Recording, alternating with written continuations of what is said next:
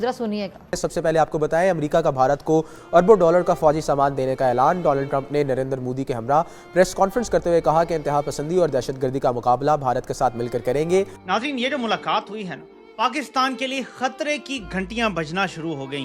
My God! उस मुलाकात में भी अगर आप ये तस्वीर देखें तो पूरे कमरे के अंदर आप एक दोस्ती, पॉजिटिविटी, एक माहौल चेक करेंगे। जयशंकर भी उसमें हंस रहे हैं। कलभूषण भी वापस लिया जा सकता है, हमारे एटमी प्रोग्राम पे भी पाबंदी लगाई जा सकती है। मैं लिटरली आपको बता रहा हूँ, हमारे एटमी प्रोग्राम पे आलमी पाबंदियां लग सकती हैं। तौबा, अस्तगफार, तौबा तौबा तौबा, खुदा मुझे माफ करे। यूनाइटेड स्टेट्स के जो मिलिट्री इक्विपमेंट है वो हिंदुस्तान कहा है कि खरीदेगा। डोनाल्ड ट्रंप ने कहा है कि F-35 फाइटर प्लेन्स जो इनविजिबल प्लेन्स हैं, जो स्टेल्थ प्लेन्स हैं, वो भी हिंदुस्तान को दिए जाएंगे। जो एक बंदा जिसका लिंक मुबैना तौर पे पाकिस्तान आर्मी से निकलता है, उसके अगर राब्ते आ जाते हैं मुंबई हमलों में, और भारत तो आपको पता है जब ले जाएगा तो वो मार के कुछ भी साबित करवा लेंगे और बयान दुनिया के सामने रख देंगे। तबाह बर्बाद। नमस्कार दोस्तों, जय हिंद। तो दोस्तों, जैसा कि आपने इंट्रो में देखा कि पीएम मोदी और ट्रंप की मुलाकात के बाद में जो भी डील हुई, मतलब ट्रंप ने जो भी बयान दिया कि F-35 के बारे में बोला कि फाइटर जेट हम इंडिया को देंगे। उसके बाद में उन्होंने बोला कि मुंबई हमलों के मास्टरमाइंड एक जो कि अमेरिका में रहता, उसको भी इंडिया को सौंपा जाएगा, जो कि एक पाकिस्तानी आर्मी का रिटायर कैप्टन है। तो उसके बाद से न पाकिस्तानियों का रो रो के बुरा हाल है। और पाकिस्तानियों के लिए मतलब एक तरीके से बोल सकते हैं खतरे की घंटी बज चुकी है। बाकी चलते हैं इस वीडियो की तरफ, लेकिन उससे पहले अगर आपको ये वीडियो पसंद आए तो लाइक करना, चैनल को अभी तक आपने सब्सक्राइब नहीं किया तो प्लीज़ चैनल को सब्सक्राइब जरूर लेना। नाज़रीन, ये जो मुलाकात हुई है ना, इसने बहुत कुछ बदल के रख दिया है। पाकिस्तान के लिए खतरे की घंटियां बजना शुरू हो गई हैं। और अगर पाकिस्तान की फौज ने पाकिस्तान का सौदा भारत के हाथों नहीं कर दिया, अगर पाकिस्तान की फौज ने हमें भारत की तफेली रियासत बनाने का फैसला नहीं कर लिया और वादे नहीं कर लिए, तो फौरी तौर पे हंगामी कोर कमांडर कॉन्फ्रेंस या फॉर्मेशन कमांडर कॉन्फ्रेंस बुला के और इसका जायजा लिया जाएगा और जवाब दिया जाएगा। क्योंकि ये सिर्फ हुकूमत के करने का काम नहीं है जो अब किया गया है। मैं आपको आगाह करता हूं, जो सबसे बड़ी डेवलपमेंट हुई है वो इतनी खतरनाक है कि आप तसव्वुर नहीं कर सकते।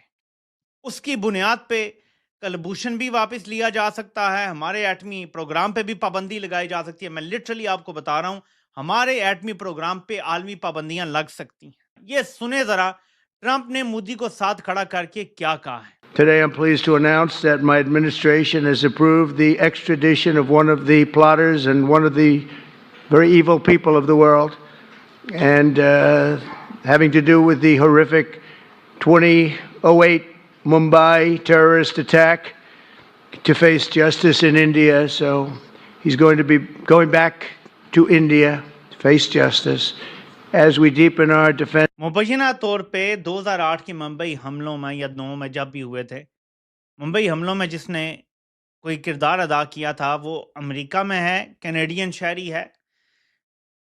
उसको अमेरिका भारत के हवाले करने जा रहा है। इसके हवाले से शहरयार बुखारी ने थोड़ा सा जिक्र किया है कि वो कौन है, तो मैं आपको पढ़ के बता देता हूं उन्हीं की टाइमलाइन से। लिखते हैं, सदर ट्रंप ने इस बात की तस्दीक की है कि उन्होंने शिकागो के मुकीम ताजिर तैमूर राना जो भी नाम है को भारत के हवाले करने की मंजूरी दे दी है।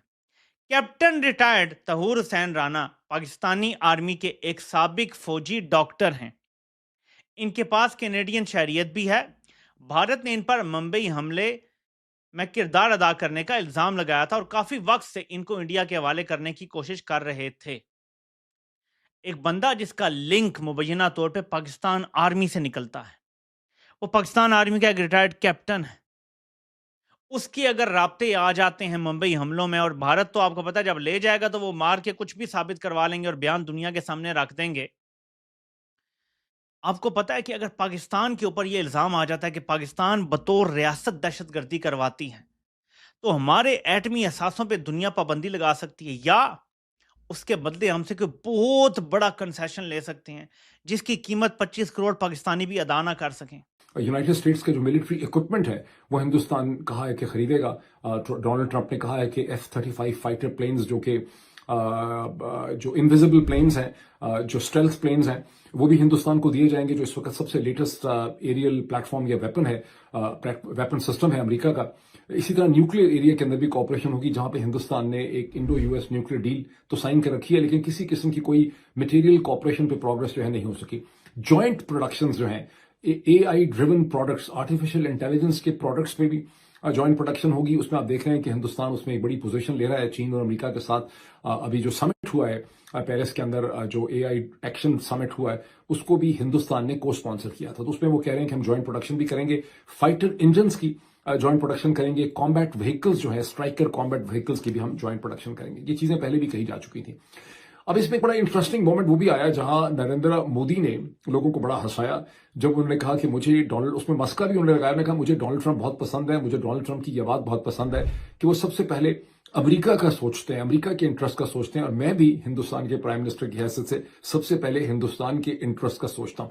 जब मैंने ये देखा और ये सुना, मुझे बड़ी शर्म आई कि हमारे जो लीडर्स इस किस्म के हैं, शरीफ जरदारी वगैरह जो हैं, इन्हें आप लीडर भी नहीं कह सकते। पहली तो बात है कि लीडर की जो डेफिनेशन है, अगर आप नरेंद्र मोदी को लीडर कहेंगे या दुनिया की मगरब के किसी भी लीडर को लीडर कहेंगे, तो फिर उस डेफिनेशन से आप शरीफ जरदारी खानदानों के लोग बैठे हुए हैं पाकिस्तान में, इनको आप लीडर नहीं कह सकते। पाबंदियां तो लग जाती हैं मुल्कों पे और ममालिक छुप के बहुत कुछ कर लेते हैं, लेकिन कुछ ऐसा कंसेशन लिया जा सकता है कि जिसकी कीमत पूरी कौम भी चुका ना सके। हम उस तरफ जा रहे हैं और ये हमारे जर्नैलों के कारनामे हैं। अब ये इतनी बड़ी डेवलपमेंट है कि इसी पर कोर कमांडर कॉन्फ्रेंस होनी चाहिए। लेकिन चलें, वो आगे से कहेंगे जी हमारा क्या ताल्लुक है, जो उन्होंने अमेरिका से कोई बंदा पकड़ा है, कैनेडियन शहरी है, हम क्या, हमारा क्या लेना देना, हम क्यों चोर की दाढ़ी में तिनका वाली बात करें। ठीक है जी, ये आपकी बात मान लेते हैं, वो जब होगा कुछ तो हमने तो आपको पहले बता दिया क्या होगा। लेकिन एक और चीज भी हुई है, और वो ये है कि ट्रंप ने भारत को F-35 तैयारे, जो state of the art 5th gen stealth fighter हैं, F-35, वो देने का ऐलान कर दिया है। अब भारत के पास राफेल जहाज भी होंगे और उनके पास 5th जेन F-35 भी होंगे। इससे ज्यादा जदीद जहाज कहीं भी कमर्शियली अवेलेबल नहीं है। ये इतना इंपॉर्टेंट जहाज है कि जब तुर्की ने रूस से उनकी S-400 की बैटरीज ली, जो एंटी मिसाइल और एंटी एयरक्राफ्ट बैटरीज हैं, तो अमेरिका ने F-35 प्रोग्राम कैंसिल कर दिया, जो वो तुर्की के साथ इश्तराक से तैयार कर रहा था। उनका ये कहना था कि रूस को अगर इस जहाज की मालूमात मिल गई तो अमेरिका की नेशनल सिक्योरिटी खतरे में आ जाएगी। वही अमेरिका भारत को F-35 देने जा रहा है, उस भारत को जिसके पास वही रूस की बैटरियां S-400 वाली पड़ी हुई हैं। तो दोस्तों, जैसा कि आपने इस वीडियो में देखा, ये जो पाकिस्तानी बात कर रहे थे F-35 के बारे में, हालांकि ये क्वेश्चन मैं आपके लिए भी छोड़ के जा रहा हूँ कि आपको बताना है कि F-35 लेना चाहिए या नहीं लेना चाहिए इंडिया को, या फिर कितना जल्दी लेना चाहिए अगर लेना है तो।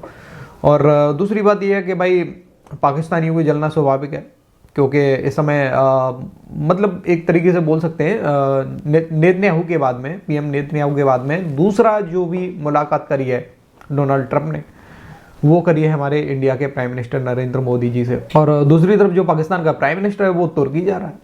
तुर्की में क्या करेंगे, वही है ना, मैं ब्रदर मुल्क UAE गया, तुर्की गया, मैंने उनसे बोला कि मैं आया हूँ, तो ये मत समझना भीख मांगने आया हूँ। तो मतलब वही आदत है पाकिस्तानियों की, वहाँ भी गया है तो सिर्फ और सिर्फ भीख मांगने के लिए गया है। बाकी दोस्तों, आपका क्या कहना है, अपनी राय कमेंट में ज़रूर देना। वीडियो पसंद आई तो लाइक कर देना। फिर मिलते किसी नेक्स्ट वीडियो में, तब तक के लिए जय हिंद, जय भारत।